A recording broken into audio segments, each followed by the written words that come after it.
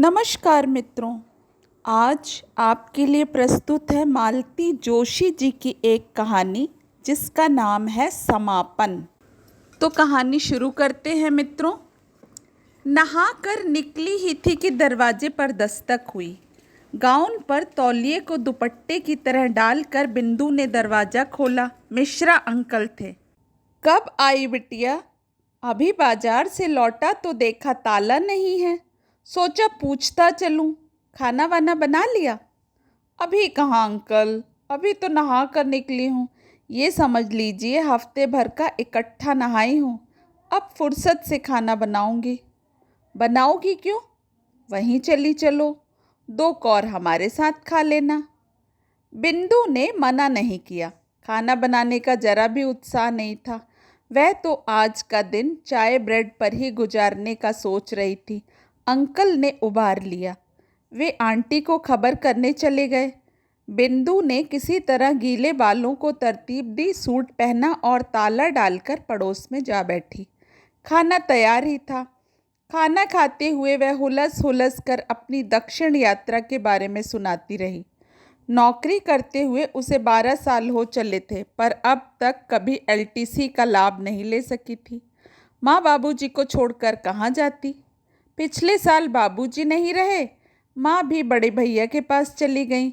अब जाकर उसे खुलकर सांस लेने का मौका मिला था। उसने खूब एंजॉय किया था। बोलते बोलते वह अचानक रुक गई। उसने अनुभव किया कि अंकल आंटी उसे सुन भर रहे हैं, वह भी बेमन से। उन्होंने कोई प्रतिक्रिया व्यक्त नहीं की। ऐसा तो कभी नहीं हुआ। उसे संकोच हो आया। वातावरण में उसने एक अदृश्य तनाव महसूस किया। फिर खाने से भी मन हट गया। हाथ धोते हुए वह बोली, अब जाकर तन कर सोऊंगी, इतना थक गई हूँ। आंटी आप नहीं खिलाती तो मैं भूखी ही सो जाती। आंटी के रहते भूखी सो जाती? वाह, आंटी ने उल्हाना दिया। अच्छा थोड़ी देर बैठ, तो ज़रूरी काम है। इलायची मुंह में डालकर वह सोफे पर पसर गई। अंकल एक कागज़ लेकर आए। जानता हूँ बेटे तुम बहुत थक गई हो, पर यह दिखाना भी तो ज़रूरी था। वह उठ बैठी। कांपते हाथों से उसने कागज़ हाथ में लिया। टेलीग्राम था। उसका मन धक से रह गया। टेलीफोन के इस युग में यह टेलीग्राम क्यों? खोल कर देखा। Mother expired, Rakesh. बहुत देर तक वे अक्षर उसके आसपास चक्कर काटते रहे। दोनों हथेलियों में सिर डालकर वह पत्थर की मूर्ति की तरह बैठी रही। रुलाई गले तक आ रही थी, पर उसे जैसे बाहर आने की राह नहीं मिल रही थी। आंटी उसके पास बैठकर धीरे धीरे उसके सिर पर हाथ फेरती रहीं। दोनों पति पत्नी समझ रहे थे कि इस समय शब्द बेमानी है। यह खबर कब आई? थोड़ी देर बाद उसने संयत स्वर में पूछा। तार तो कल सुबह मिला है, पर इससे पहले वे शायद तुम्हें फ़ोन पर कांटेक्ट करने की कोशिश करते रहे हैं। फ़ोन बज रहा था। जब नो रिप्लाई होता रहा तब जाकर उन लोगों ने तार दिया है। मैं तुरंत भागा भागा तुम्हारे मैनेजर के पास पहुंचा, पर वे बोले अब खबर करना बेकार है, वैसे भी तुम लोग सुबह पहुंच रहे हो। डबडबाई आंखों से उसने कहा, इस बार मन हुआ था कि माँ के पास ही हो आऊं, पर मेरे जाते ही वे शिकायतों का पिटारा खोलकर बैठ जाती थी। भैया भाभी को बहुत बुरा लगता था। अभी बाबूजी की बरसी पर गई थी, यही हुआ। दरअसल उन्हें यहाँ से भेजना ही गलत था। यहाँ रहती तो 2-4 साल और जी लेती। मैंने नहीं भेजा आंटी, जिद करके गई हैं। बोली, तेरी चौकीदारी करते करते मेरी उम्र निकल गई है। बेटे बहुओं का सुख कब देखूंगी? पोते पोतियों का लाड़ दुलार कब करूंगी? बड़े हुलास से गई थी यहाँ से। साल भर में ही मोह भंग हो गया। अभी 2 महीने पहले तो बाबूजी की बरसी हुई है, अब इन्होंने भी बिस्तर गोल कर दिया। इतने साल यहाँ थी तो खूब भली चंगी थी, कभी कुछ नहीं हुआ। साल भर में ही यह क्या हो गया? आप देखती ना आंटी, तो पहचान भी ना पाती, सूख कर कांटा हो गई थी। वह तो होना ही था। एक तो बाबूजी का दुख, दूसरे घर वालों का व्यवहार। अंकल, बाबूजी का दुख ही सबसे बड़ा था। वे थे तो उन्हें पल भर की फुर्सत नहीं थी। वे चले गए तो जैसे एकदम खाली हो गई वे। अब उनका अकेला पल बांटने के लिए मैं कितने दिन घर में बैठती। नौकरी पर तो जाना ही था। बस मुझ पर गुस्सा हो जाती थी। कहती, तुमने बाबूजी के आखिरी समय में बेटों को नहीं बुलाया। क्या पता मुझे भी मरते समय उनका मुंह नहीं देखने दोगी। तुम तो मुझे मेरे बेटों के पास पहुंचा दो। बताइए अंकल, अब मुझे क्या पता था कि यह बाबूजी का आखिरी समय होगा। इससे पहले जब जब भैया लोगों को बुलाया, वे मुझी पर बिगड़ पड़े थे। कहते, तुम्हें क्या है, बस फ़ोन खटका दिया। कितना पैसा, कितनी छुट्टी बर्बाद होती है, कुछ पता भी है। अब उनके आने तक बाबूजी ठीक हो जाते थे, यह मेरा दोष थोड़े ही है। पर बाबूजी के ठीक होने पर खुश होने के बजाय वे अपने ही पैसों का, छुट्टियों का रोना लेकर बैठ जाते थे। अस्थमा के पेशेंट के साथ यही होता है। सांस उखड़ती है तो लगता है पता नहीं अगली सांस आएगी भी कि नहीं। एक बार तो राकेश मुझसे भी उलझ गया था। मैंने साफ कह दिया था कि बेटा, यह मामला अब इस लड़की के बस का नहीं है। बेचारी घबरा जाती है। इससे अच्छा है अब तुम लोग माँ बाप को अपने पास रखो।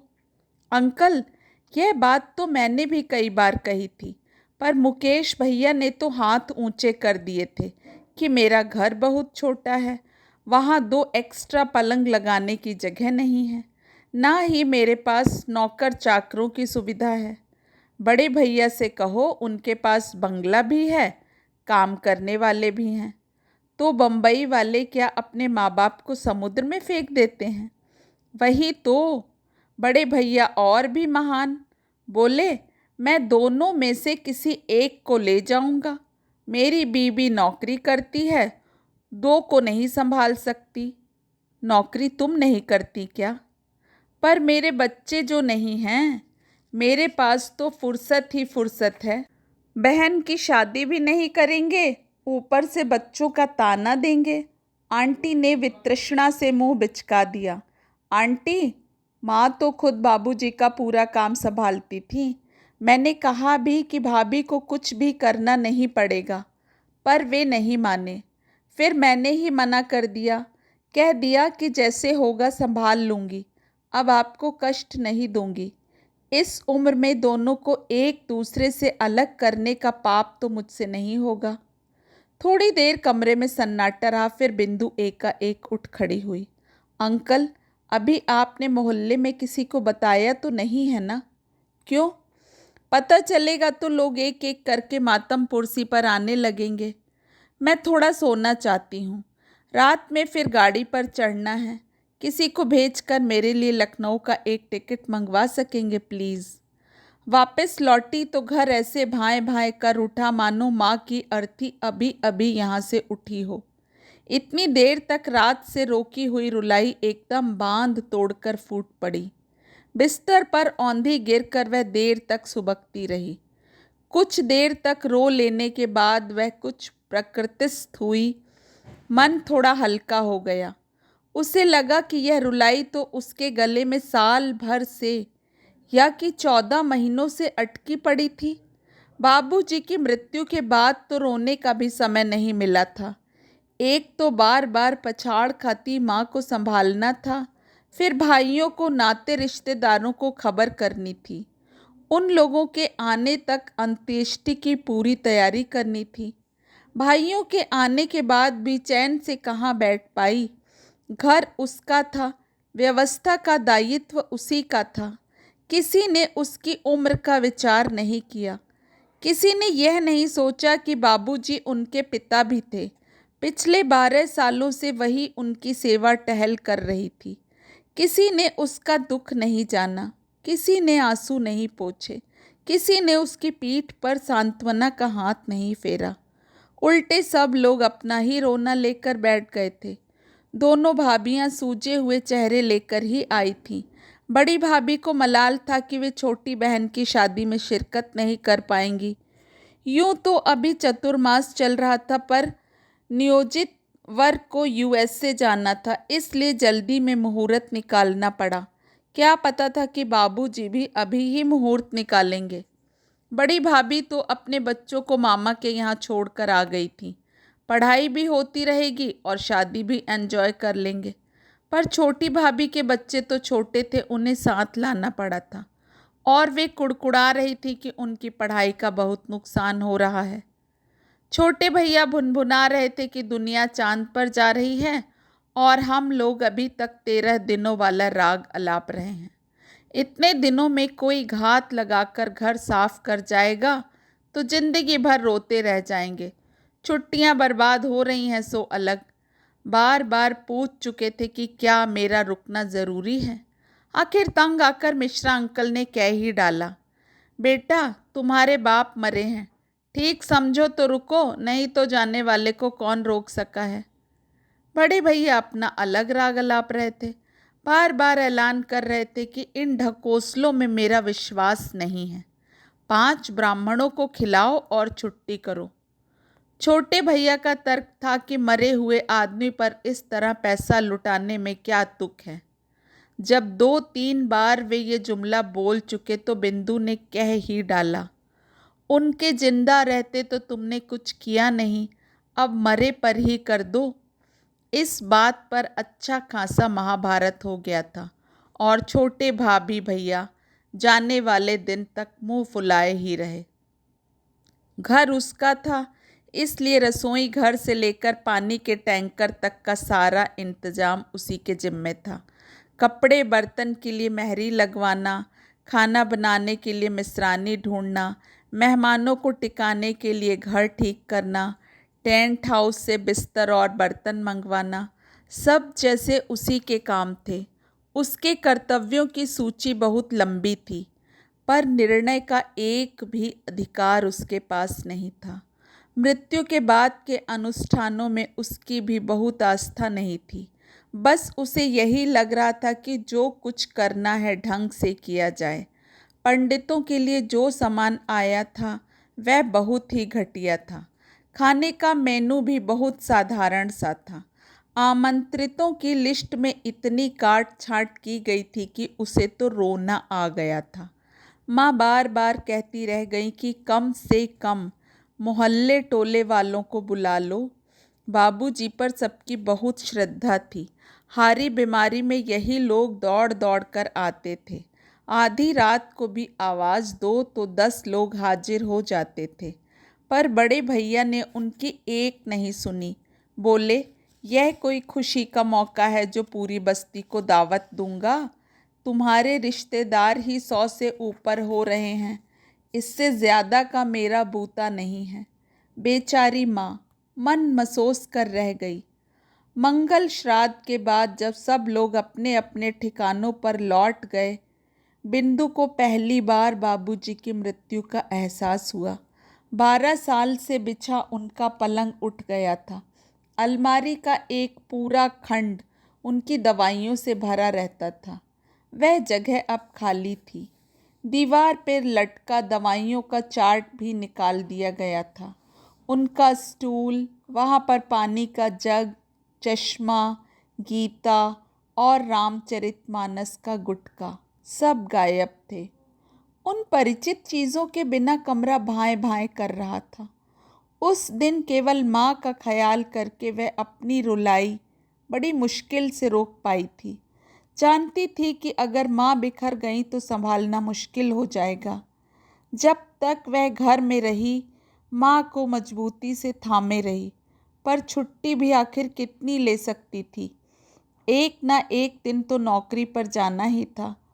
उसके बाद माँ के लिए वह सूनापन, वह अकेलापन, वह खालीपन असहाय हो उठा। वे बेहद चिड़चिड़ी हो गईं और उनका सारा गुस्सा बिंदु पर ही उतरता रहा। उन्होंने लखनऊ जाने की रट लगा दी थी। उनकी जिद के आगे हार मानकर एक दिन वह उन्हें लखनऊ पहुंचा आई। उसे मालूम था कि बहुत गर्मजोशी से उसका स्वागत नहीं होगा, पर इतने ठंडेपन की भी उसने कल्पना नहीं की थी। भैया ने स्टेशन पर ही उल्हाना दिया, एकदम चल पड़ती हो, कम से कम पहले इंटीमेट तो कर दिया करो। इंटीमेट किया तो था, नहीं तो आप स्टेशन पर कैसे आते? मेरा मतलब है थोड़ा पहले बताना चाहिए, एकदम आ जाने से घर का सेटअप डिस्टर्ब हो जाता है। भाभी भी बहुत खुश नज़र नहीं आई, आंखें नचाकर बोली, मतलब बिंदु रानी अब अकेली रहेंगी? उनकी वाणी से ऐसा ध्वनित हो रहा था मानो बिंदु रानी सद्य प्राप्त आज़ादी का कोई गलत फ़ायदा उठाने वाली हैं। इसके बावजूद भी माँ अगर वहाँ खुश रहती तो वह उस अपमान को पी जाती, पर 2 बार वहाँ जाना हुआ, दोनों बार माँ ने शिकायतों का ढेर लगा दिया। उसने सोच लिया था कि जब उनका मन अच्छे से भर जाएगा वह माँ को ले आएगी ताकि दोबारा जाने का नाम ना ले, पर अफसोस माँ ने उतनी प्रतीक्षा ही नहीं की। शाम होते होते उसके घर पर मिलने वालों का तांता लग गया। हर कोई सांत्वना देने को आतुर, मदद करने को तत्पर। इस बीच वाजपेयी जी का सचिन उसके लिए टिकट ले आया था। गोयल दंपत्ति उसे जबरदस्ती 5,000 पकड़ा गए थे। बोले, टूर से आई हो, पर्स जरूर खाली होगा, चुपचाप रख लो। सक्सेना जी की नंदिता ने उसका बैग जमा दिया था। माथुर साहब उसे स्टेशन पर छोड़ आए थे, साथ में 2-4 लोग और भी थे। इस आत्मिक विदाई के बाद जब लखनऊ पहुंची तो वहां का वातावरण एकदम विपरीत था। माँ की अंत्येष्टि के 6 दिन बाद वह पहुंची थी।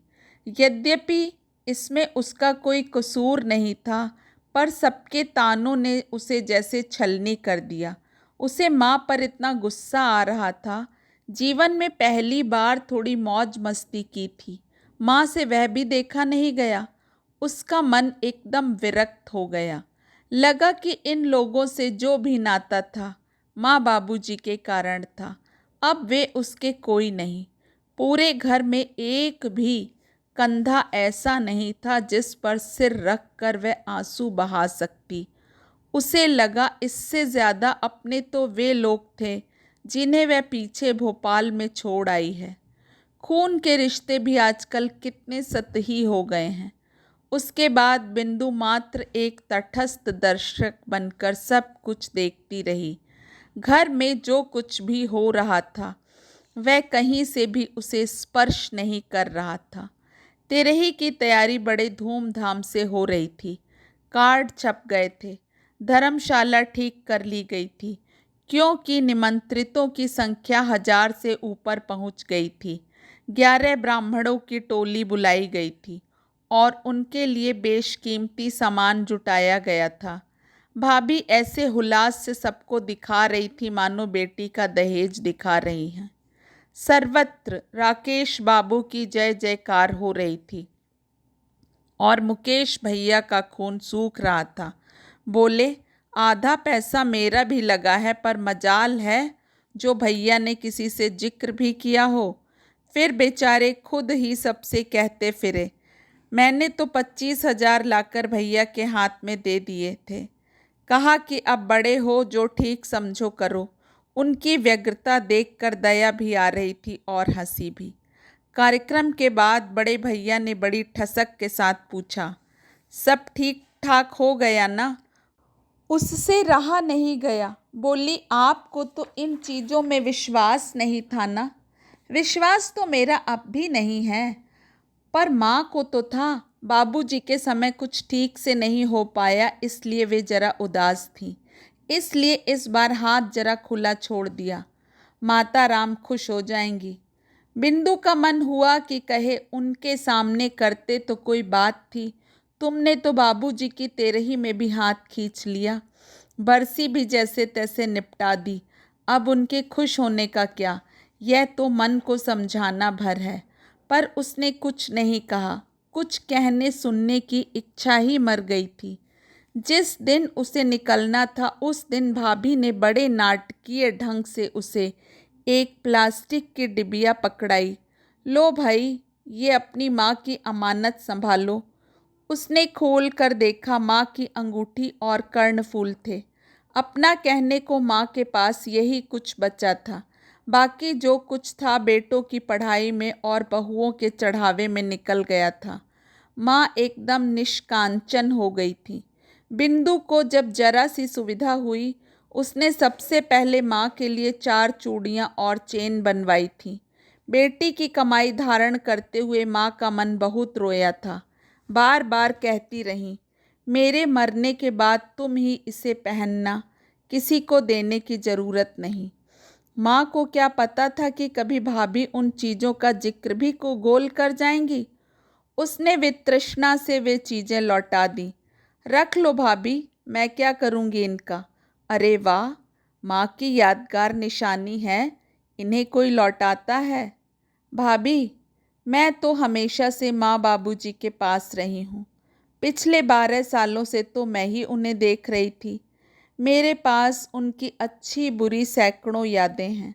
उन्हें याद रखने के लिए इन निर्जीव चीज़ों की ज़रूरत नहीं है, बल्कि आप दोनों इन चीज़ों को माँ के बाकी गहनों के साथ अपनी बहू बेटियों में बांट देना। समझ लेना, उनकी दादी का आशीर्वाद है ये। इसके बाद उसे लगा कि वह एकदम हल्की हो आई है। उसने यह आखिरी बंध भी तोड़ दिया। वह एकदम बंध मुक्त हो गई। मित्रों, इसी के साथ इस समापन कहानी का समापन होता है। आशा करती हूँ कहानी आपको पसंद आई होगी। अपना कीमती समय इस कहानी को देने के लिए आप सभी का बहुत बहुत धन्यवाद। नमस्कार।